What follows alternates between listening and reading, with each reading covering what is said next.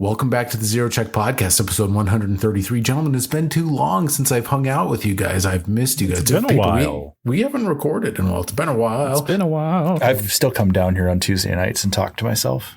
I lock the door.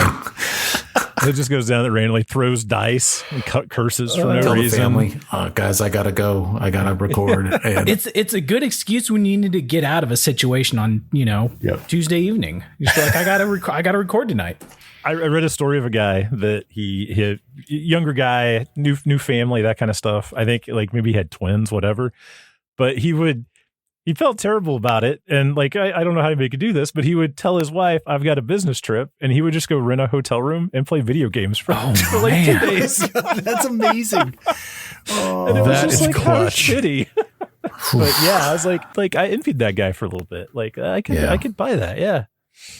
It's like, I guess it's not as bad as having an affair, but still. It's still pretty terrible. Could you imagine like following him and barging in and he's like got fucking Mario Kart going? It's not what it looks like. The prep, like you're in the parking lot, you're about to, confront him and you bust in there and he's playing video games. Imagine the PI that his wife hired, private investigator he comes back, gives her his report. He actually starts, they're playing like a co-op thing, split screen. And so the PI actually starts playing games with him. That's how he embeds himself in the target. Got an extra controller? No, man, it's not a euphemism. It's literally a PlayStation. I don't know how to describe this differently. Goodness gracious. Well, I have a little news. I'm directing this at Bill. Bill, I'm playing No Man's Sky again. Oh, no. Man's Sky. It's a good game. I like what you did there, Chris. Oh, no. Man's Sky. I got it. I try. My son has been sitting and playing it with me, and he just, he and I built this like nice house together. Well, I built it to his specification. So it ended up just being a big brick, in the middle of a paradise planet. And he goes, can I play? I'm like, yeah. So I teach him how to use the terrain manipulator, and he proceeds to dig the ugliest moat around the house that I've ever seen. And I'm just like, you're breaking it, but that's not why we do this. I had to kind of take a moment and be like, you know what? Dig your moat, son. Just dig. It's fine. I do that with my kids when we play Minecraft. So hard. You cannot build that piece of shit out of dirt on my property. You can build that over on that side of the fence. Take your shitty build out of here. Damn, we don't work with dirt here. Back up your world before handing that controller over. Yeah, well, that's No Man's. You can't back anything up. Like it's there. Live. Yeah, it's just you should just teach him how to hyper warp through galaxies, and then that'll take up hours of his time. There you go. I figured that's what I would do. The first settlement, then I'm going to establish a secret settlement that's just Daddy's house. Dad's house. Fellas, we are amid book 5, or rather part 5. Now the Kingmaker parts are different than like the traditional 6-book AP or whatever, But I mean, we're getting into this, and really that social encounter from last time was a big chunk of part 5. And what I've explained to you offline is that after a lot of the exploration has been done and all this low-level content has been completed, much of which you've now done, Kingmaker starts to cook, and you begin getting these more serialized adventures that your established kingdom participates in, namely, for this part, the hunt with the Embeth Travelers. You met the Embeth Travelers. You went to their lodge. The winner of the hunt gets to name the lodge. I love the proposed name for the lodge, the Goodwill Hunting Lodge. Is that what it is? I think that's it's the Goodwill Hunting Lodge. The Goodwill Hunting Lodge. So I hope you guys win. You might not, but you probably will. You guys roll well. But you met a couple different people. There's the Adina and Jolia Aldori, our fellow hunters on this hunt. May, blast from the past for him. He grew up with these women, and they were maybe kind of bullies to him. They're a little older than him. Ganymede Bellavira is here, a bard from Patox, and she's got her 2 guards. You have brought Valerie with you, the queen, and you also brought Lindsay. Knowing that there was Ganymede Bellavira on this hunt, you brought Lindsay to have a bard off. And indeed, the 2 of them have started kind of hanging out and strumming their lutes together, which again is not a euphemism for anything. They're just friends, Jamel Visser is the leader of the Embeth Travelers. And of course, you've also met 2 of the lower ranking Embeth Travelers, Timmel, who's got all the long red hair and the red beard and the green eyes and the freckles everywhere. And of course, Jake, who no longer blazes is also a member of the Embeth Travelers and has been now for years. You had an enjoyable social encounter last time. You are at the end of the night now. Cue the beautiful, peaceful inn ambience, the nice fireplace. Oh, that relaxes me already. And it's kind of bedtime now, unless there's anything else you want to kind of talk to or visit with these NPCs. Everyone's just kind of milling around. The night is now in its ending. But because Jamel has told you this, that 1 hour before sunrise tomorrow morning, you are scheduled to get on a boat and go upriver all together, all NPCs, a boat provided by Jamil, about 12 miles to the northeast to these hunting grounds. And your time is your own up until that occurs. What do you do? I didn't even have an agenda today. What am I doing? I just kind of went. We just went. That's I just fine. went. I don't think there's anything on the agenda today. I think we're just going to have fun together. I'm rudderless here. I don't know what to do. Well, should we take up an agenda? No, I think we'll be all right. Okay. I just take you so seriously, Brad. You tell me you're rudderless. I'm a fixer. I'm like, I got to fix it. Mitch is going to go to bed. Yeah, he's tired. Off he goes. Before sunrise comes early, so... Is this an Irish goodbye? Oh, yeah. Look out of the corner of your eye. It just slips out, goes to bed. Mitchell Groening is ascending the stairs up to his bed. Is the party kind of breaking up? We maybe saw Mitch escape. I think Og probably wouldn't be far behind. Yeah, the party's breaking up a little bit, and you can hear, these are not the only traveler, the Embeth Travelers. There are more of them than just Jake and Timmel. They're kind of milling around. You understand that Jake and Timmel, or actually, I'm sorry, let me rephrase. Jake is going to be on the hunt tomorrow, like that. Timmel's not. Timmel is kind of like they've barely patched him in. Like he's more of like the bartender kind of guy, But you assume that there are some other Embeth Travelers that'll probably join Jake tomorrow. And if I haven't made this clear, everyone's kind of it's like teams. There's going to be the Shrikehaven team, and the Eldori sisters are going to be a team. Animede and her two Pitox guards are going to be a team, and then the Embeth Travelers have a hunting team tomorrow. And you guys are trying to win, see who collects the most beastly heads tomorrow. Dry's gonna go walk the perimeter of the building before he calls it a night, just to double check security. You exit out of the house. There are torches that are up and around, and this place seems safe, but you begin to walk the perimeter. When you walk the perimeter, or when you exit the house, you see there's this barn straight ahead that has some livestock sounds kind of coming from it. And then, of course, as you exit off to your right, there seems to be kind of a small hut next to a well as well. What kind of livestock do they keep? There are 2 cows, Bessie and Wilma. There are 3 horses, Jeremiah, Jericho, and Jim. Dry, do you want to get a head start on our beast count? I'm not done yet. There are 2 sheep, Phyllis and Angela, and 3 pigs. Are they little? They are quite small. One is named. The Embeth Travelers don't believe in naming pigs, so they're not named. They're lore. This is why I tune in. Yes. Yeah.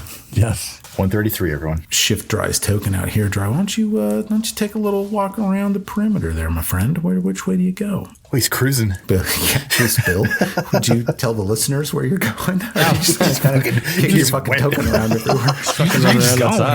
Zip that. I'm right walking out the of here. perimeter, like I go north and I go east, and then I just walk the big clockwise direction all the way around the outside of the building. So, Dry Colmay, you round the far side of the barn, and you can hear somebody in there. Hey, I don't know anything about farming, but the Embeth Travelers believe in taking care of their animals after dark.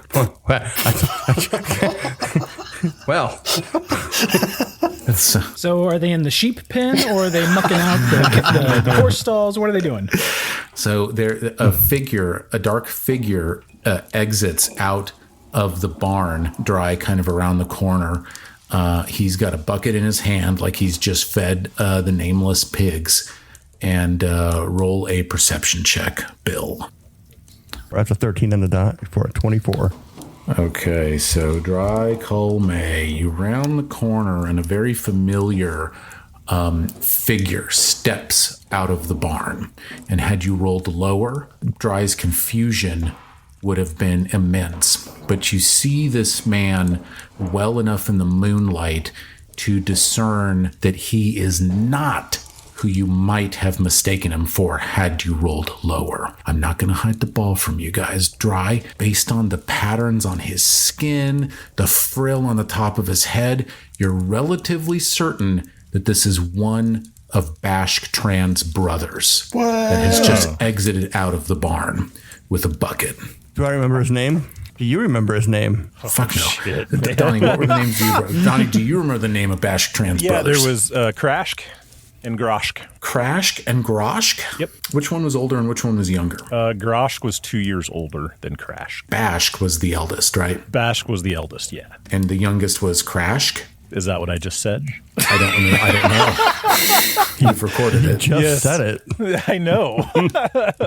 I believe I said Krashk is the youngest, and then Groshk is the middle child, and then Bashk is the oldest. And Krashk gifted Dundee to Bashk. Yes, correct. Okay. This is Krashk Trand, the youngest of the Trand brothers, that seemingly has also become a member of the Embeth Travelers. Dry, you don't know which brother this is, but you see him there, and you're pretty sure that that's who that's got to be. I'm going to use my stealth ability and just kind of blend in with the shadows in the dark. Okay. Make a stealth check. Okay. Is Krashk wearing pants? It's a 31 on that stealth check. Krashk is wearing pants. And Dry, you blend. I see you on the tree line there on the map. You blend into the trees, and Krashk is walking around. It looks as though he's finished feeding the animals. And then you watch as Krashk gives a low whistle, and a flying squirrel leaps out of the trees and glides gracefully toward Krashk and lands on his shoulder. And you watch as Krashk offers his hand up to the animal with like a little treat, and the sugar glider or the flying squirrel, takes it and kind of goes and like eats it with his little hands. At that exact point in time, Tony flies through the air and snatches that squirrel out of midair. Tony. Oh no. Krashk and his animal companion. You've identified this man now. It's been 5 years, really 7 years, about since Bashk met his end. You watch as Krashk Trand walks into the lodge where he appears to be sleeping tonight with the other Embeth Travelers up in their room. Okay, I'm going to finish my walk around the perimeter. You do not see much else of note during your walk. What about the rest of the party here? We'll back up on the timeline a little bit. Mitch is up in bed. What about Og and Sirio? Has the Lady Macbeth Traveler, what's her name, Jamel? Yeah. Has she turned in? No, he's migrated over to the bar. He's having his first drink of the night, you've noticed. And he's got a very large, it's like larger than a pint size. It's like, what's above the pint, but not a quart? What is it? It's like a big thing of mead that Timmel has poured for him. And he's got sort of a self-satisfied look on his face as he looks out over this meeting that he's put together. He looks happy with himself, but he's sitting at the bar. Sirio will just kind of saddle up next to him if there's an empty stool and ask, I'll have whatever one of those is. So Sirio's been drinking pretty much the whole night up to this point, so we might have a few slurred words here and there. It is a mead that Timmel himself has brewed, and it smells of juniper berries. And it's kind of got a gin kind of esque feel to it. And you note that as it pours out of the keg, it's got almost an uncharacteristically clear hue to it. It's not like a dark colored mead. It's interesting. So you're drinking a huge mug of shine. You're drinking maybe a huge mug of shine. Yeah. Wow. But it goes down smooth. And that's what you get. Jamel, he regards you for a moment or two, and he goes, King, I was honored you took this invitation and showed up, and with such force. How goes it, sir? It goes great. Let's talk strategy. I'm not much of a sporting fellow, but how do you generally go about hunting down these animals? Do you track them? Do you just hope they come to you? Do you bait them? Well, the travelers, what they do, and he goes, I shouldn't tell you this, but you got 4 points with me last game, so I'm going to tell you. We're at 4 influence right now, so +4. The travelers are trained to identify the lair of whatever beast they're after, and then they're trained to hide and lay in wait until the beast gets close and puts its guard down, and then they spring an attack. And he gestures over to Jake, and he goes, that one over there. He's a talent, blends in. You see that, what is that movie with Harrison Ford? Is it Patriot Games or Clear and Present Danger where there's that scene Benjamin with the Bratt. sniper? Yeah, it's Benjamin Bratt, right? There's that sniper scene. Yeah. And it's like by being like I'm going to get the quote all wrong, but they're like, how did you sneak up on me, soldier? And he's like, by being like a piece of shit or whatever. What does he say? I can't remember, but like, it's something like son that. of a bitch. Like being a sneaky son of a bitch, or yes. Where did you get being a piece of shit from? I don't know. I just remember. That's how I remembered it a little bit. But I don't know, just being a piece of shit. But yeah, so that's what you expect that the travelers will do. So you now know that you might not see the travelers tomorrow. They might be hiding somewhere. You might walk past them and never know that they're there. Yeah, I kind of ask. So yeah, Jake's, is he kind of your number one guy? No, he's not. And he lowers his voice down a little bit. It just hasn't been with the crew that long compared. He's very, very good. We trust him. He'll be accompanying my 2 top hunters, though, Thorn and Crashk. Thorn and Crashk.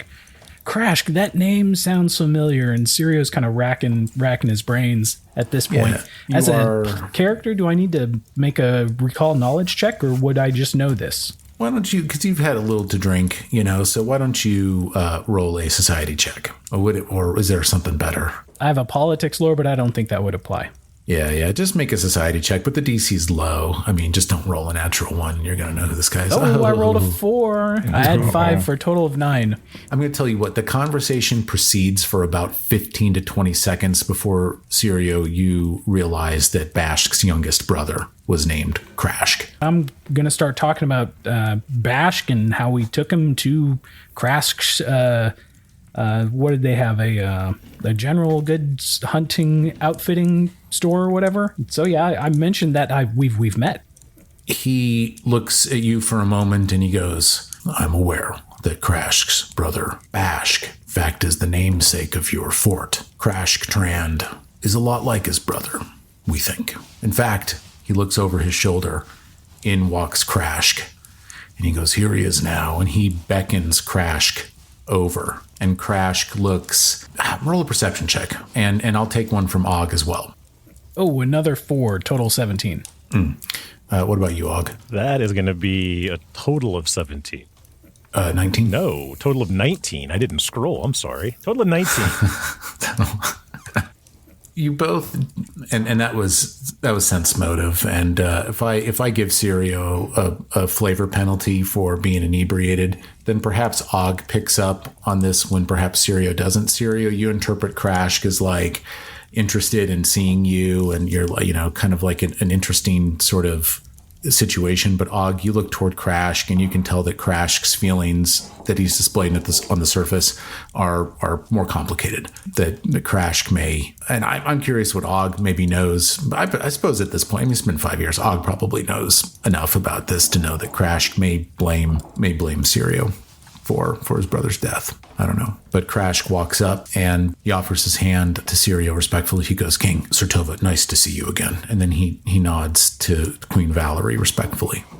Yeah, we'll shake his hands, and I kind of pull him in for a bro hug. Ooh, he's a little stiff. Little stiff. I mean, he's a little lizard-like. I mean, bro hug doesn't translate well. I don't know, maybe. Little stiff as he does it, but eventually his hand connects with your back, but there's a little hover hand in there too. It becomes apparent to Sirio that maybe he's not super jazzed right now. Yeah. Well, if you've got Bashk on your side, it's going to be one hell of a hunt. There, let me look at my notes. Jamal. Did you just call Crashk Bashk? I mean, Trand. I meant to say Trand. With the Trand on your side. With the Trand on your side. Somebody get the king another cocktail. This is going. Although that actually in character that would be a pretty solid RP slip. So yeah, let's go with it. Yeah, I like that. With Bashk on your side, you should have no trouble, or whatever it is that you said. And Krashk freezes at this, and he goes, "Krashk, sir," and he nods at Jamel, and he says, "I'll take my leave. I'll see you in the morning."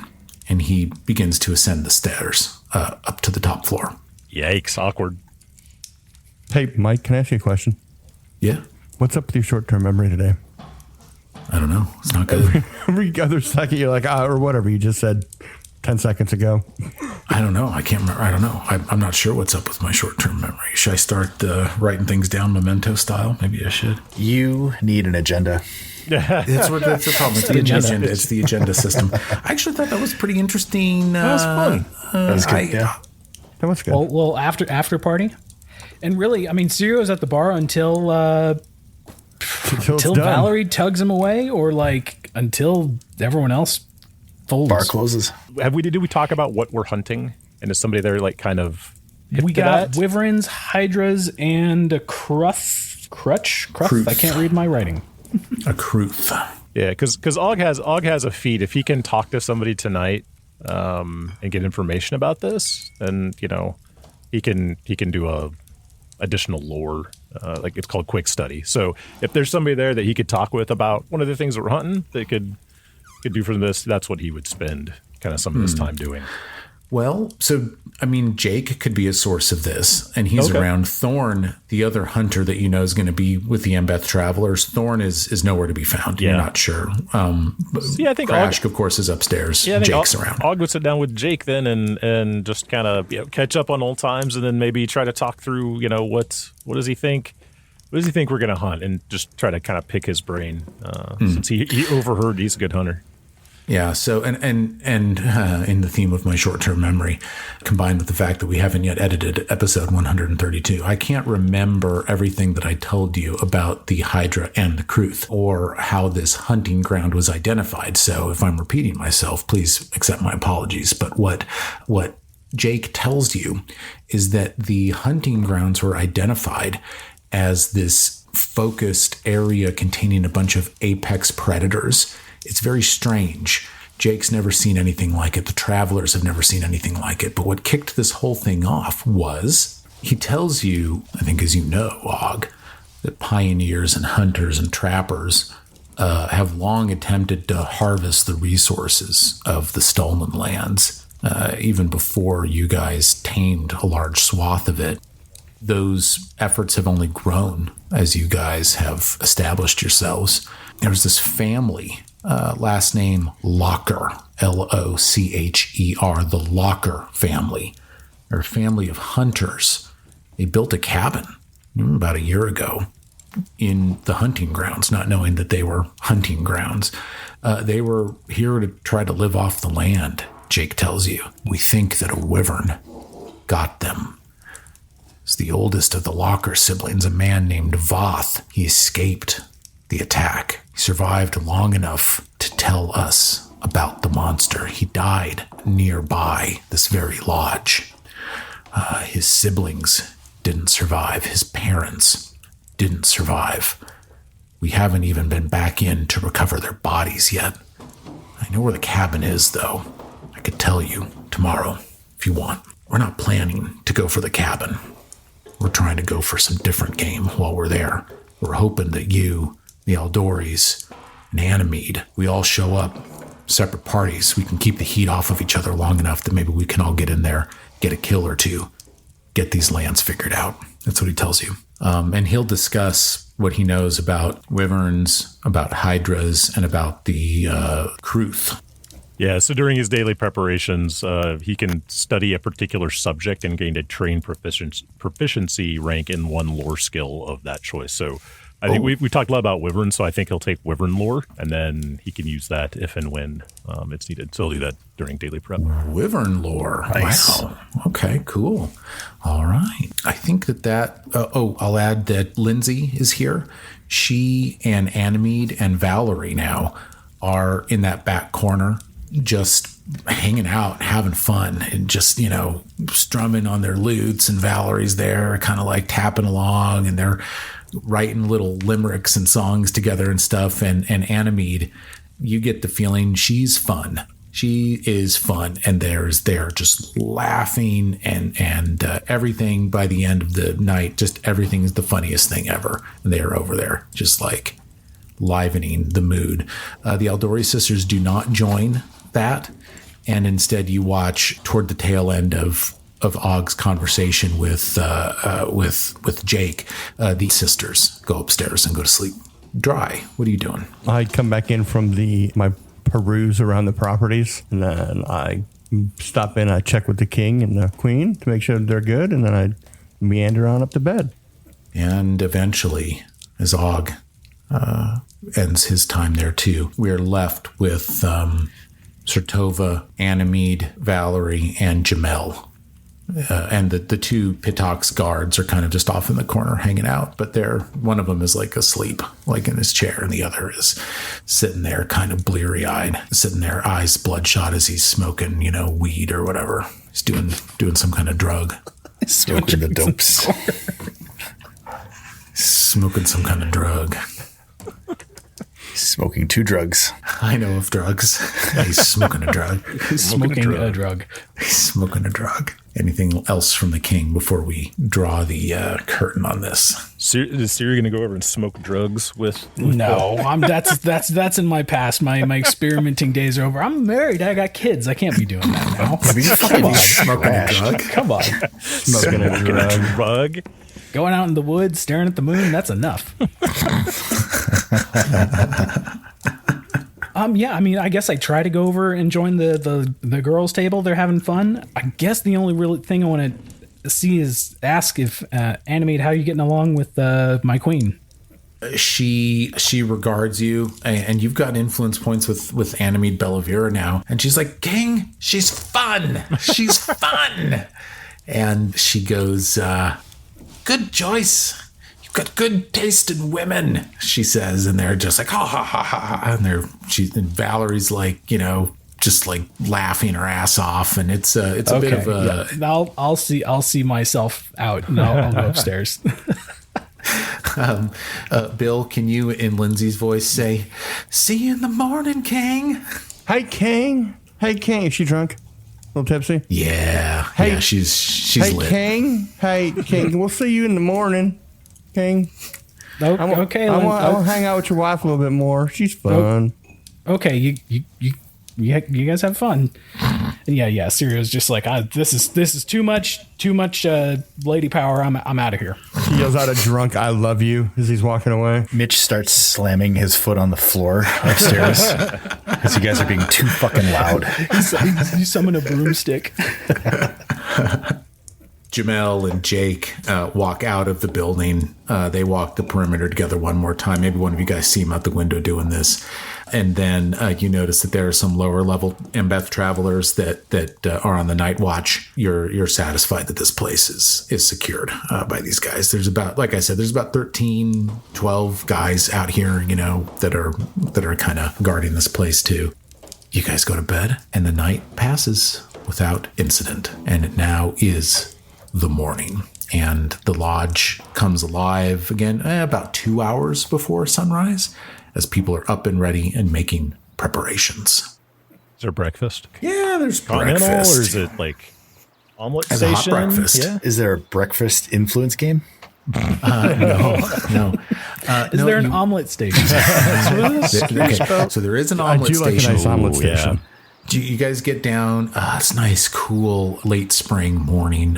Dew on the grass. The sun is nice and bright, not a cloud in the sky. The smell of food cooking comes wafting in through the windows. You see out front, they've got a line of firewood up and going with multiple like griddles suspended over. And there's a couple travelers out there like cooking. A couple of them got like, cowboy hats on. They're just out there cooking. And it's, it's like bacon, and it's like ham steaks, eggs. That's why they don't name the pigs. There you go. There you go. It is like not a lot of carbs. It's all protein for the travelers in the morning. We could do 20 minutes on breakfast, or we could get on the boat. What do you guys want to do? Let's get on the boat. Get on the boat. Okay. I might just be hungry right now. I don't know what's going on with me. I just was like, that sounds good. I want to eat that. I want to go to the fucking breakfast barbecue that they're doing out there. So like we hung out with like the main Embeth travelers, but they have like not a camp that follows them, but they have, I don't know, like I guess different orders. I kind of want to equate it to like the Night's Watch and the Game of Thrones show. Where they have like the stewards, the rangers, you know. Yeah, there's some lower level guys out here too, and you begin to kind of understand that like of there's like the top hunters that report to Jamel, and then there are the lower level guys that are living the lifestyle. They're out here, they live and they work here, and they report to Timmel. I mean, butler's not the right word, but he's like the top admin guy. You know what I'm saying? For like a page for the travelers. Yeah. There you go. Yeah, he's like the top page. In fact, his name is High Page Timmel. All right, so you guys get on the boat. You're going upstream. You're all together. We know the cast of characters. We don't need to go over them again. By mid-morning, you go to this area here. So as the boat goes up the river, there's eventually a small island with a copse of trees upon it that sits in the middle of the river in between the north bank and the south bank of the Gudrun River. And this large boat that you're on, this barge, I should say, the barge gets tied to a tree on this island, and the barge sits sort of idling in the water. The Embeth travelers get off. Thorn is a half-orc that has got this like spear, and he's very obviously like a druid. And then you've got Ranger Krashk, and then you've got Jake, who's a crossbow gunslinger. And then you've got you guys, Anomede the Bard with her two guards, and then you've got Jolia and Adina, and you all kind of get off the barge onto this north shore here. What you've got before you is a large map with a couple different landmarks on it. And as long as you describe the path to me that you want to take, you can pretty much travel around to whatever landmark you want to go to. These hex grids here that you see here, they actually represent 75 feet. So this area is huge. Should an encounter break out, generally you'll be 1 to 2 move actions away from whatever target you might have. But I want to stay on this map. I want to take more of a kind of like theater of the mind approach to some of this. Jamel tells you the rules. He says, we've got rules, and you probably would have talked about this on the boat. He just tells you, whoever collects the most heads until noon tomorrow is the winner. Can I know we're friends and all, but can I sense motive, and if I can see if there's a deeper meaning in the collecting heads bit? Sure, of course. Not that, you know. Suddenly it's the most dangerous game and we're being hunted. That's a natural one. Oh, no. Sirio, I don't know what it is. You're just like, collect heads. Collect heads. Okay. Everyone else seems to understand that, no, we're talking about the apex predators that are roaming around here. Let me talk to you about game mechanics. We're dealing with hunt points right now, okay, fellas? You get a hunt point whenever you slay a monster whose level is equal to or higher than your party's level, okay? So if you encounter something here that is a 5th level creature, you don't get a hunt point from it. It's not a worthy trophy. But a 6th level creature or higher will net you a hunt point. So we need to go back to the chuck wagon and get some of those lobies to lower our party level. Yeah, right.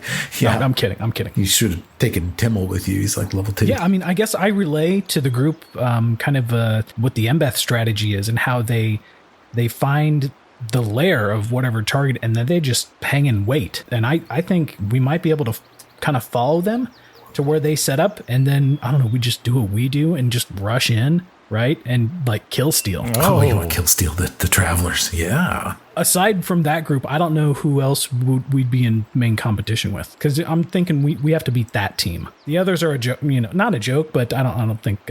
Do we know anything about the geography? Like, did we learn anything about like where certain creatures are going to be hidden and or hiding and hanging out, or?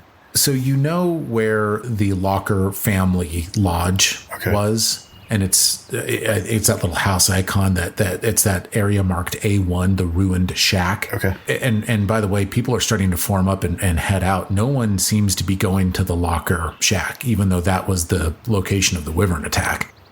Jolia and Adina appear to be going dead north into this clearing here. Like they're just kind of heading up this way to kind of check it out. Meanwhile, the Embeth travelers, they walk into this area of trees here, slightly to the northeast of your location, and you watch as the three of them just sort of meld into the trees and just sneak off into the trees. Ganymede and her two guards begin walking the northern bank of the Gudrun. So they kind of fan out to the northeast, and no team seems to be going west or northwest right now. Valerie is with you flavor-wise. Lindsay remains on the barge with Jamel, I think is how we're going to do that, right? Unless you want to take battle Lindsay, or you can take battle Valerie. I'd never say no to a battle Valerie. Yeah. I mean... Battle Valerie. Valerie, yeah. So, oh my God, she emerges from her room, her and Sirio's room that morning, gleaming armor, this just like huge fucking shield bearing the Shrikehaven crest. She's got this like helmet that comes down over her face. She's awesome. I fucking love Valerie. But she's with you guys. She looks around and she does a whoop, whoop with her sword. She's just like ready to go. And she stands at the ready. She looks so happy to be out of the damn house. Well, I feel like most of the boat ride, Og was probably talking about wyverns. So I think we should probably... Og, do you want to make your wyvern lore roll? Yeah. Oh, yeah, can you sniff them out? You smell? Oh, Question. Roll wyvern lore. Happy to. That's going to be a total of 18. Wyvern lore. So you know where the ruined shack is? If you look at that icon directly north of the ruined shack, there's this cliffside that kind of winds around that's very well forested. You're thinking to yourself, okay, if the wyverns attacked and killed the Locher family here at their shack, you're willing to bet that they came from these cliffs to the north of the shack. And so you wonder to yourself, knowing what you know about wyverns, you feel like if Locher family members were killed and taken as food, that you might be able to track from the ruined shack to the wyvern lair. Yeah, so I think Og breaks that down and kind of explains how there's probably body parts that we can probably follow from the shack all the way to the cliff. There's probably body parts that you could follow from the shack. Eyeball here, from cliff. there. We'll be there in no time. And I haven't explicitly stated this, but in several instances when we've come across bodies or body parts or dead people, it's always been for Sirio, they need a proper burial. We're kind of in a race against time to collect the heads or whatever, but following and collecting, or at least keeping track of, this family, because the travelers mentioned they didn't investigate the cabin or hut or whatever. Correct. So like they're just still out there rotting in the... I would think we would start at the shack and work our way north and investigate the shack, see if there's anything else going on there. Okay. So you do this? Let's go. All right. Yeah. I will control Valerie's token. We can kind of free move on this map. You guys head for where Jake told you the shack is. Armor on, weapons out. Yeah. Blah, blah, blah, blah, blah. Yeah, bow in You hand. guys are on a hunt right now. And once I get out of sight of the other groups, I will go hybrid. Yeah. Nice. I love it. As you are leaving the barge, I'll take a perception check from the party. I'll even give Valerie one. I'll roll it. Valerie gets a 17. Can anyone beat that? I cannot. Serial got a 21. Dry Cold got a 25. 25. Ooh. Dry. As you guys are kind of turning the corner, you look back to the barge, and you're pretty sure that Lindsay is venturing off of the barge in the direction that Ganymede Bellavera went. Okay. I'm going to just make a mental note of that. You guys walk for, I don't know. I mean, this place is big, but it's not gigantic. I mean, it's not as though this is any more than maybe a 20-minute walk, especially if you're kind of moving carefully, picking along. Oh, how about exploration activities? What are you guys declaring? Detect magic. It's totally going to work against these beasts, but you never know. You never know. Is scouting a thing? Scouting is a thing that gives the +1 to initiative when we checks. break out, right? In fact, I think we can open up the party sheet here on Foundry and set these. Oh yeah, that's a thing. Tease.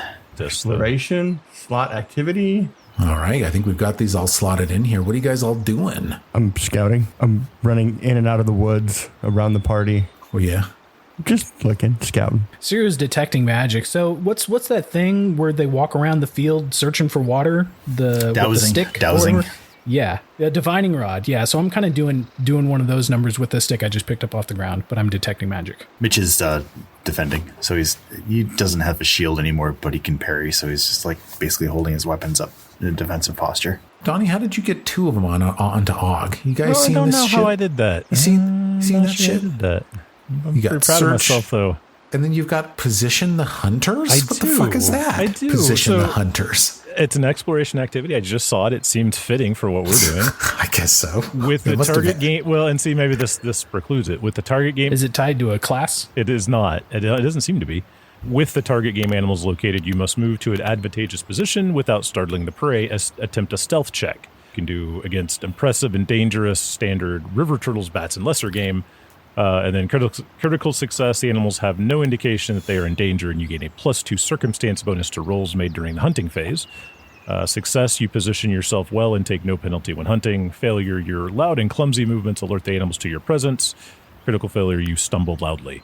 So this seems like it's related to like influence point. Like you get like a check, you get a stealth check when you come when you come across game while on this hunt, and then you can get some bonuses. Like critical failure, you stumble loudly. The party loses 2 influence points. So if this is a hunting mini game, it seems like it's actually baked into that. Yeah, you can do all that. Good. Hey, you know what? You come across the ruined shack. A wooden shack lies in smashed, blood-stained ruins near the edge of the woods. It is not a complicated structure, although it looks well made, with a thatched roof, logs standing upright forming the corners of the shack, and then shaved wood shingles going down the sides of the walls of the shack, down crenellations on top of the plywood walls. So it looks like this thing was lovingly made. Looks large enough for, a family of 5 or 6 people that lived here, but it is, half destroyed, strewn about, very obvious signs of bloodshed maybe 2 weeks ago, 2 weeks old, something like that. What do you do? Mitch marvels at the sight of plywood. He's never seen such a thing before. It's technologically super advanced. Can't believe what he's saying. He doesn't understand it. It's magic. Magic walls. What's plywood? Is that where they press the wood together or something? It's like layers, like thin layers all pressed together. Okay. Yeah. No, it's not plywood. More milled wood. Like it must have been milled somewhere and they moved it in. I guess that's what it is. It's a magic wall. It's like, how was this made? The Locher family. There's a wizard here. Perception checks? Is there anything we noticed? You want to take some time searching? Carefully approach and search. Okay, very good. I will take perception checks from everybody. Why do I even fucking bother rolling these? I have not rolled above a 7. All right. How'd you guys do? 10. Nice. 23 for Og. 16 for Dry. All right. Anyone else? Anyone beat a 23? Not Valerie Bedelia with a 16. She got 16. Sirius got a 16. Dry got a 16. A player character who succeeds at a DC 22 perception check. Og Julianus and Tompton discovers a trail of weeks-old blood splatters leading north through the woods. No, looks like I know where we're going. We search the house real quick, see if there's anything of value that we might want to save. Yeah, I would still want to look through the house. Yeah, the rest of you guys, you do find the corpses of the parents and the corpses of Voth's older brother, we'll call him. You find the parents and the older brother. You find like an adolescent boy, the corpse of an adolescent boy. And it's grim. It sucks. And it's exactly what Voth Locher described shortly before his death. What befell this family is grotesque and horrible. Definitely Wyvern did this. Oof. Very little of value here. Just a couple nominal copper and silver pieces here and there. Nothing at this point that you would care much about. And plus it's the Locher family, but you do find the corpses. Okay. Oh, yeah. I'm sorry. You find pieces of some of the corpses, including that of the boy. Some of the corpses are missing, which tracks because the Wyverns would take them. Something right. Would take them. Yeah. Sorry about that. They could have a friend over that we didn't know about. There's a cousin staying for the summer. Yeah. You never know. There's always a reason. Would Syria want to stay and take care of these bodies now? Not since kind of like time is, because I assume we just have like the day to do this hunt. So we take a little bit of time to, I guess, stash them in the house so that they're out of the sun. You've got just about 24 hours of time, basically. You've got until noon the next day, and it's about noon right now. Yeah, get them out of the sun, put them in the house. Yeah, close the door, barricade it. Okay. Leave a note, like, do not disturb. If we had a cleric, we do general repose, but we don't roll it with. No. Clerics. Fuck that. Well, if you want to track the blood trail, I could take survival for that. I mean, you've got a pretty good idea that this thing goes up north, but you can save a lot of time. So yeah, I think Og would point it out to everybody, and everybody'd probably try, right? Yeah, I'll take a survival check. Let's see how we go on this. Just an 18 from Mitch. 13 for Og. Yeah, so Syria is kind of sniffing this trail that Og pointed out. I got a 24. Ooh. Looking around on his hands and knees, he's got a 28. 28 from the ranger, Valerie. I'm not even going to bother rolling with her. Dry, you pick up the trail. DC 25 survival check. Whoa. You got it. You are tracking the blood north, right toward the cliffs. What do you guys do? Do you follow the trail? Yeah, we do. Fuck yeah. Everybody make a perception check as you're following the trail. Dry slaps out of 29. Dry slaps out of 29. Dry Colmay, you're the only one again that passes this check.